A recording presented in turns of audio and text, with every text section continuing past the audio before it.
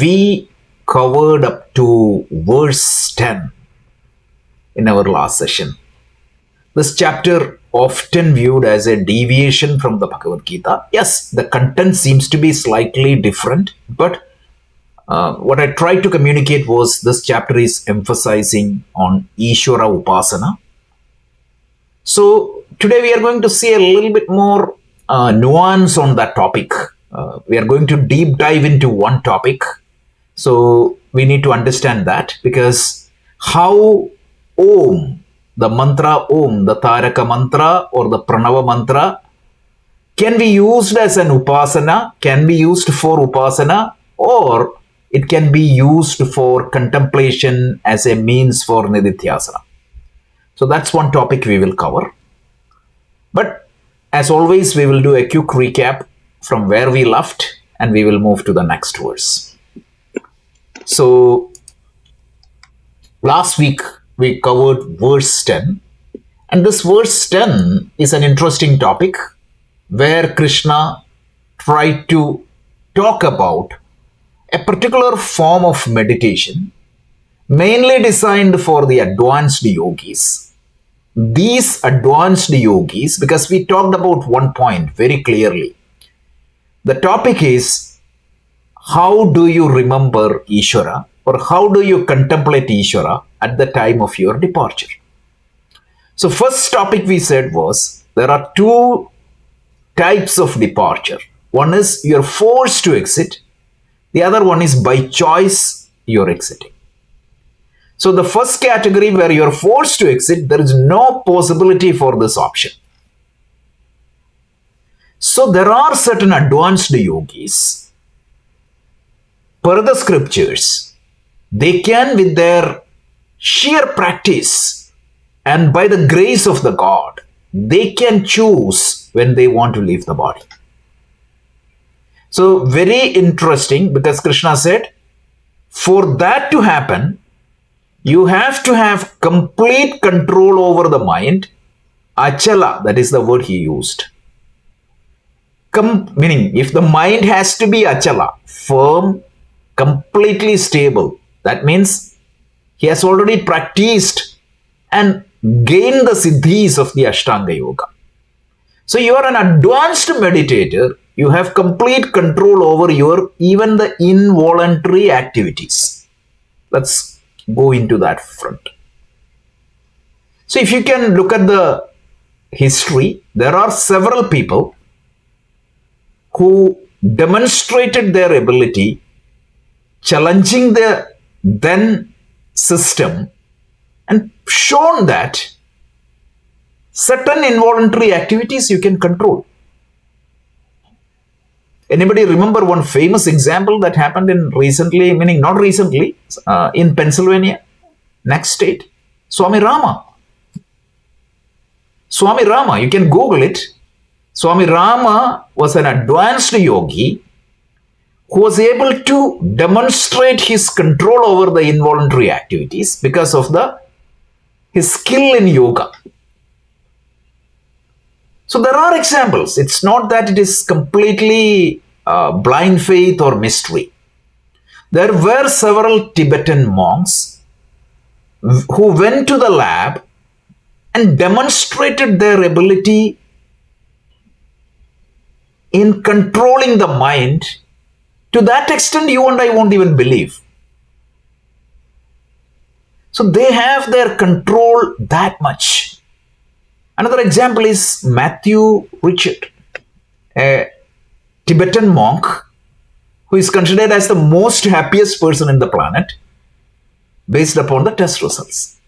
But Swami Rama's, I would strong, if you haven't familiar with that story, I would strongly request you to Google it, and even you can see with pictures and the reports what he did, what was the results, etc. There are several cases. So what Krishna was telling here is, such advanced yogis who has control over their mental activities by the practice of Ashtanga yoga, so that means he is not in the dharana state, he is not even in the dhyana state, he has reached the samadhi state. Samadhi state, not even the samprajnata samadhi, he has reached the asamprajnata samadhi. Not even the samprajnata samadhi, the asamprajnata samadhi. What is the difference between the two samadhis? We already talked about this extensively. What is the difference? Because in samprajnata samadhi, if I am meditating, I am aware of myself and I see only Ishvara, but in that settings or view, I know that I am observing Ishvara. So the observer is present, the observed is present, but the observer is not deviating his thought or the flow of thought from the observed. That is samprajnata samadhi. Savikalpa samadhi. Samprajnata samadhi means you are aware of yourself. You are aware of yourself and you are aware of the object of meditation. That is why it's called samprajna. Prajna means knowledge, awareness. So the samadhi with awareness about yourself. That is samprajnata samadhi. In Vedanta circle, it is called as savikalpa samadhi. And there are sabija samadhi. There are different terms, but samprajnata samadhi is the Ashtanga yoga term. But after a period of time, what is going to happen? The meditator forgets himself. He is completely absorbed in the meditated object. And a yogi who can spend time, Swami Vivekananda was well known for that.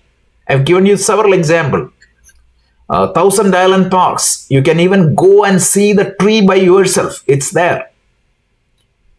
There is an oak tree, he went down there, he sat down. It was raining and pouring. He didn't know. His disciple came with umbrella. This is documented history. Swami Vivekananda was known for his skill in knowing to this asamprajnata samadhi. So there are several instances documented in his life. So first thing is a steady mind. Second thing is that mind is not getting the asamprajnata samadhi on any object, only on Ishvara. So a person who can do, and then who has complete mastery over the yoga balena. That means he can control over certain, meaning involuntary activities. What he can do, he can forcefully exit the life. He can have a graceful exit. So Krishna talks about a few things.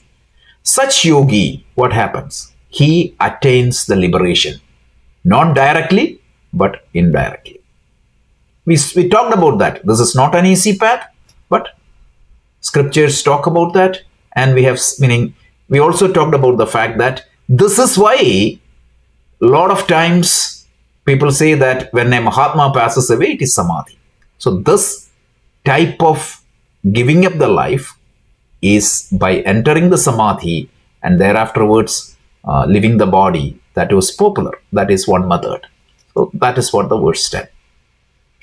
So let's move on to verse 11. Yadaksharam veda vido vadanti vishanti adhyatayo vitaragaha yadichando brahmacharyam charanti tatte padam sangrahena pravakshye. Another beautiful verse from Bhagavad Gita. Interestingly, the first two verses comes from Kathopanishad and the last two lines comes from Brihadaranyaka. So Krishna combines that and gives out a verse. One more proof that Bhagavad Gita is a summary of Upanishad.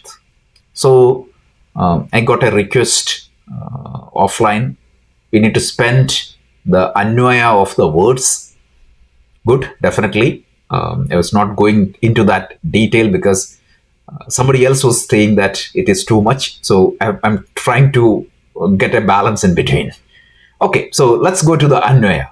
So if you find it's a little bit difficult, please forgive me because there are a lot of people who wanted to know the Anvaya. So Anvaya means we're just trying. I'm not going to the Sanskrit Anvaya, but just giving the meaning. The first point Krishna is saying is that Sangrahena pravarchi. I am going to declare I'm going to tell you something in a summary form. Sangrahena means summary or comprehend. So I'm going to comprehend something and tell you what exactly it is. Tat aksharam padam. Tat, that aksharam padam. I am going to tell you something. What exactly it is? I am going to talk about something. Obviously, I have to talk about some subject matter. I am going to talk about Tad Aksharam. Aksharam means what? Kshara means perishable. Akshara means imperishable. So I am going to briefly describe you about the imperishable, the absolute reality. That is what I am going to tell you. And now the rest of the verse is, there are three categories of people who describes, who is fond about this absolute reality. He is going to talk about that. So this is the essence of this verse. So let's go a little bit further. So he said that aksharam, tat aksharam padam, that imperishable reality. What? Yat Veda Vido Vadanti, that is described, that is known by the knowers of the Veda. So that is the first thing. Please remember or understand every word carefully. He didn't use the word Athyayana, Vedathyarthi, Veda Vidyarthi. He didn't use. He used the word Veda Vid. The word vid, the Veda also comes from the root called vid. Vid means knowledge. Vida means the one who knows. So Veda Vid means what? One who knows Veda, one who understands Veda. It's not a person who can do the Veda Parayanam. There are thousands of people who can do the Veda Parayanam, but only a few people. Shankaracharya very well clarify that. Anybody who can chant the Veda is not a Vedavid. He will be called as Veda Athyayi. That's it. So the one who knows Veda properly, of course you start with chanting, but once you understand the meaning of the Veda, that people speaks about this imperishable reality. So that is the first category of people. So I am going to talk about that Brahman, which is the absolute reality, which is known by the knowers of the Veda, or which is understood by the people who understood or studied the Veda. So that's number one. Very important. It's not usually people interpret it as those who can chant the Veda. No. I'm just emphasizing that because Shankara called that out. So even at that point of time, at that time itself, there were people who could chant Veda blindly without understanding the meaning. That's point number one. So second is what? Okay. Yat Veda Vido Vadanti. So second one is Yat Vitaraka Yatayaha. Yatayaha means what? Yati is a technical term. Yati. Who is a Yati? There is a sannyasi. It's a sannyasa parampara. Yati means sannyasi. Nitya Chaitanya Yati. Guru Nitya Chaitanya Yati. And our own Swamiji, Swami Muktananda Yati. All these people are, Yati means it's a sannyasi. Yati came from the root Yatnaha, Prayatnaha. The one who put effort. For what? Not to cheat other people. But Yati put effort in knowing Ishvara. He is a seeker. He is a sannyasi. One who dedicate his lifestyle in this path. Who is really a sannyasi? Vividisha sannyasi is the one who dedicates his life to seek Ishvara. So such people, right? So that is the second thing. So the sannyasis whose effort is to discover this state. So one is a state that is known by the knowers of the Veda. Second is a state that is the sannyasis strive to understand. And there is one more category of people, yadischanto brahmacharyam cha. So, brahmachari here means the one who, Brahman means absolute reality. Chari means what? The one who follows Brahman, the one who try to follow Brahman. So, these are students committed to spiritual practice. They are studying and putting effort to understand this. They are also seeking this. So a state sought after by brahmacharis and yatis, a state that is known by the knowers of the Veda. I am going to describe about that state in a summary form to you. That's it. It's very clear. In other words, what? I'm going to talk to you about that absolute reality. Then everything else is like a visheshana of that state. Everything else is a description of that state. What is the speciality of that state? That is the state known by the knowers of the Veda. That is the state for which the yatis give up their life and spend their whole time. And that is a state desiring by which all these students put all this hard work. I am going to talk to you about that state. I'm not going to give you a simple thing. That is what he is trying to indicate here. And that state, Shankara comments, it's not in the verse, but Shankaracharya say, and that is the state known as Om. Because the next two mantra is about the Om meditation. So he is going to introduce about the Om meditation. And that state is represented by the mantra or the symbol Om. So once again, I am going to talk to you about that imperishable Brahman. I am going to talk to you about that imperishable Brahman, which is not conditioned by time, space, or causation. And that state, that Brahman, which is known by the knowers of the Veda, that state sought after by all the yatis or the sannyasis, that state, all the students who put lot of disciplines and hard work, this is their goal. So it is the goal of yatis and brahmacharis. It is a state known by the Brahmavids, and that state is imperishable, and I am going to explain that to you. That's the simple meaning of this verse. So let's go a little bit down. So this is the state. So the Vedas, known by the ancient rishis, proclaim that the ultimate goal, moksha, is realizing this Brahman. Sannyasis who has renounced the world, they strive, they live a dedicated, disciplined life for this goal.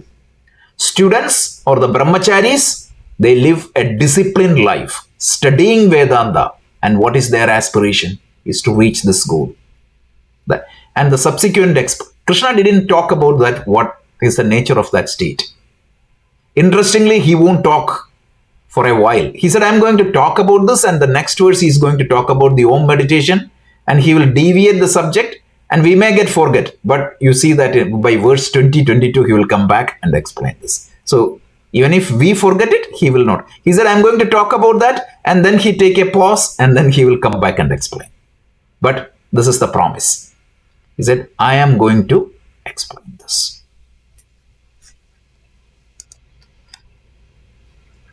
So we talked about this in detail earlier. So when we did the Anvaya. So first thing is Vedavid, the one who possesses the knowledge of the Vedas, understanding their meaning. Again, Veda Parayanam is not the Veda Ved. Very important. A lot of people can do the Veda. They're fantastic. I love it. Great to listen. The Tarasthai, the Mantrasthai, the chanting, all the Swaras, fantastic. But just by chanting the Veda without any mistake, he won't become Veda Ved.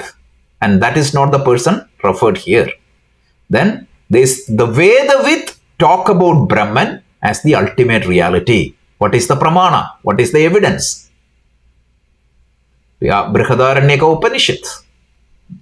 Famous conversation between Gargi and Yajnavalkya. So, in between, Gargi said, let me shoot some questions on you. Exact word. Meaning, shoot means he said, I'm like an arrow. Let me give you some questions. What was Yajnavalkya's answer? Shoot.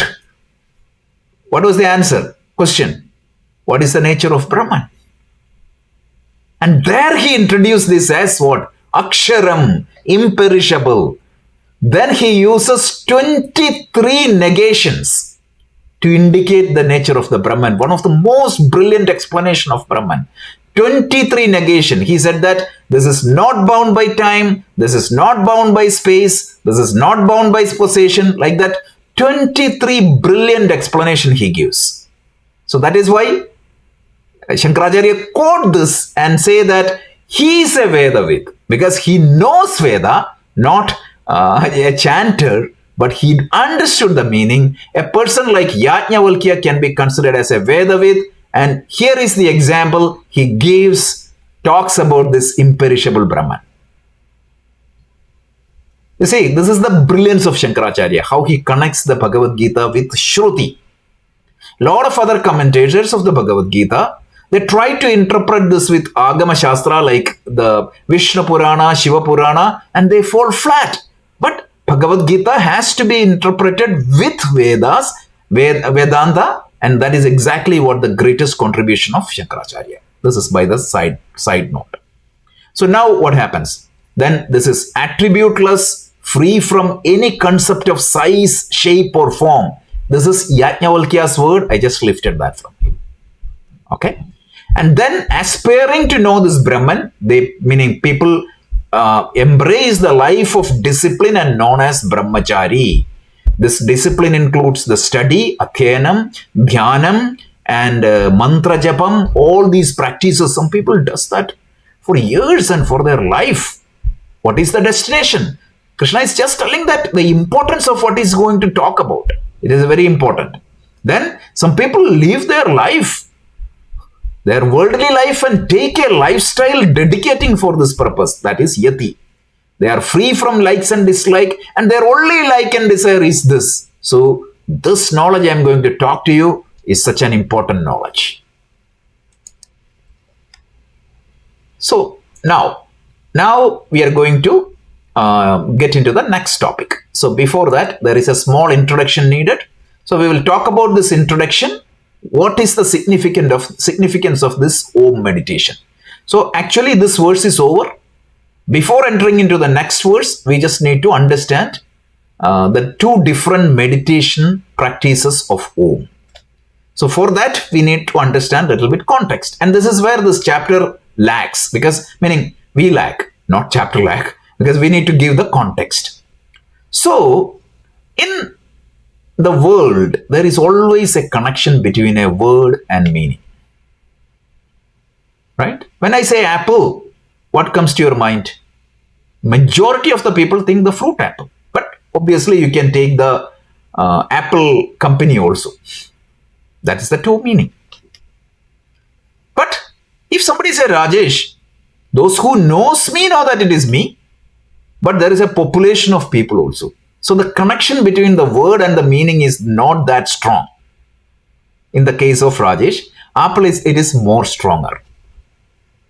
So this is known as Vachya Vachaka Sambandha. This is a very important technical term in Vedanta. So there is a connection between word and its meaning. If I say John, if John is my friend, I know him. But there could be hundreds of other John. So this is very important. So the connection, whenever I say Rajesh or apple, it is clear only when we know the meaning of the word as the object it refers to. Very clear, right? If I don't know that about the fruit apple, the object apple, even if you talk about apple, I'm not able to make that connection. So Vachya and Vachaka If it is not, the connection is not known, I cannot connect between the walk and its meaning. This is very important. Now, if this is understood, let's go. So, meaning, very purposefully I chose two. Apple means 99% of the people, whenever you say apple, the connection is very clear. It is the fruit apple.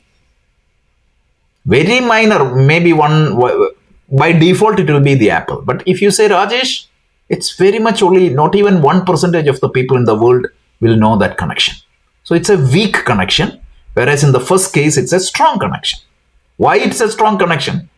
The connection between the word apple and the fruit apple is very clear, and majority of the people have that understanding, and that is why that connection is very clear. When that connection is clear, when I say apple, I don't have to even show the picture. It comes to your mind. So this is the connection between the word and its meaning. So let's go now further. Why this? Why is he talking about this? Now there is something. We are going to talk about the word Om and the Brahman, the reality. What is the relationship between Brahman, the absolute reality, and the word Om? It's like the word apple and the fruit apple.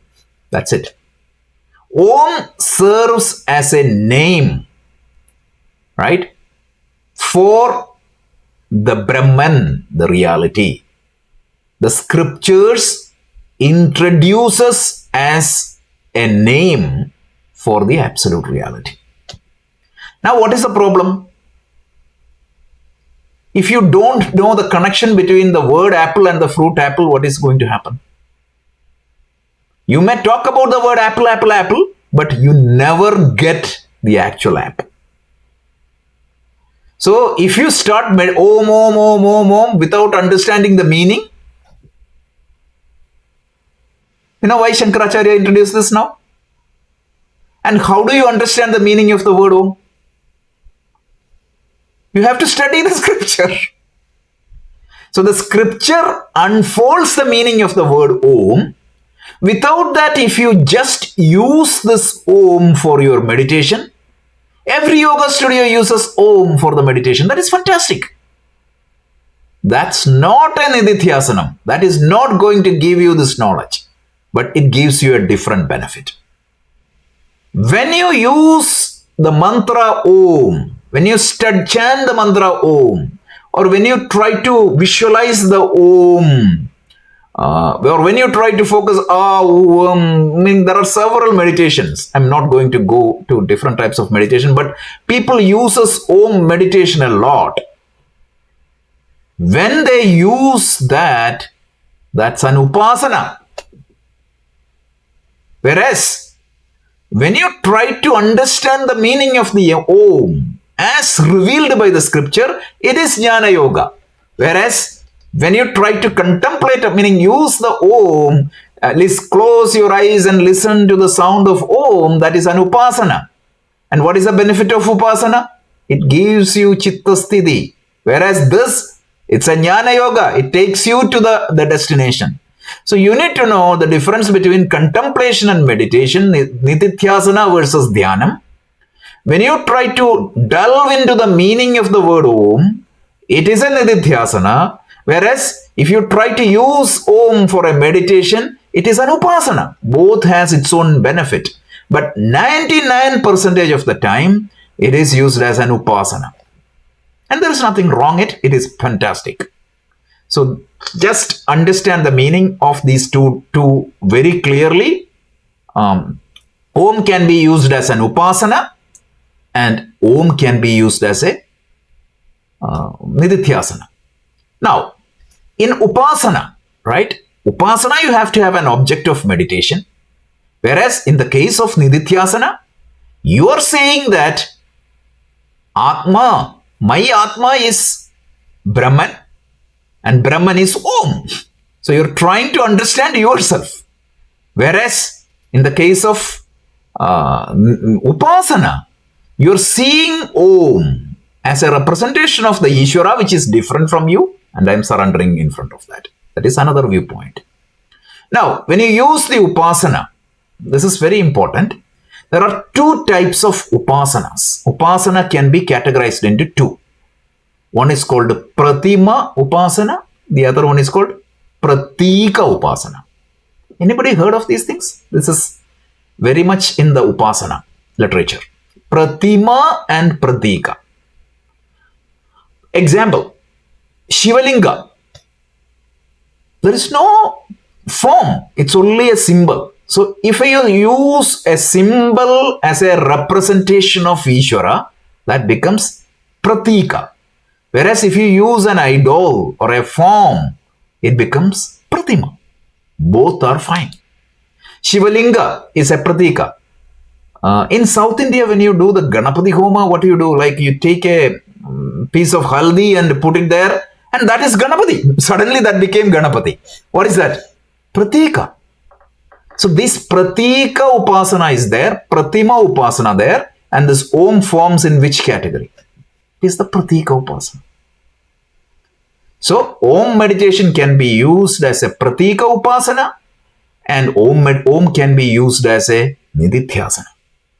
So this is very clear.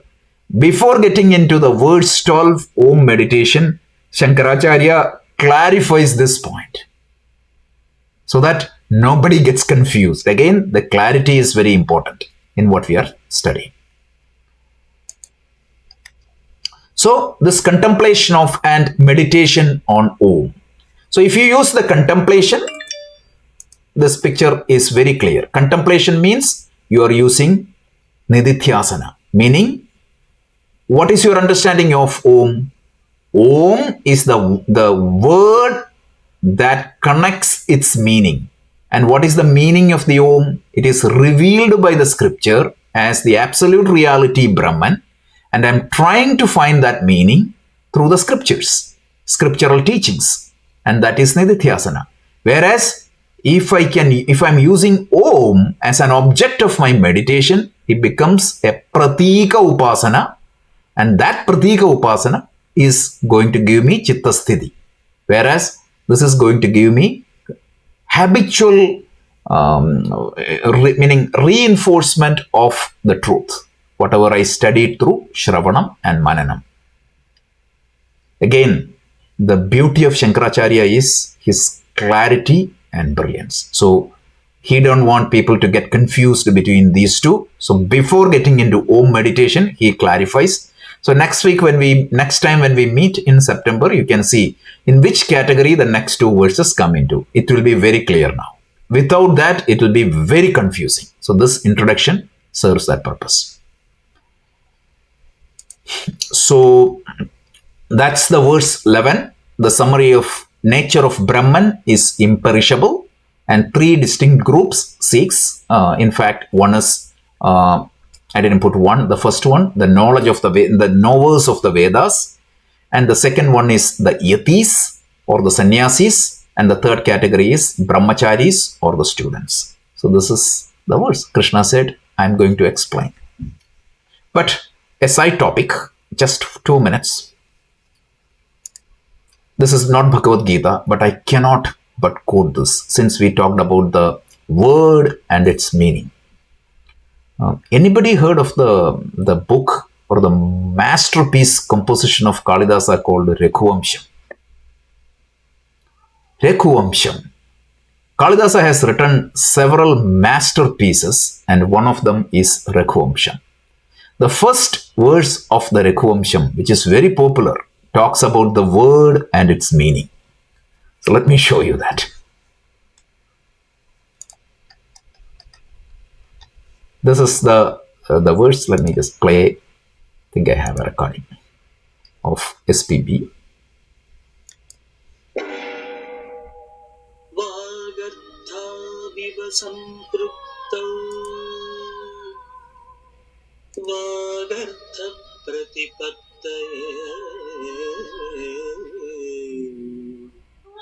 जगतः पितरौ वन्दे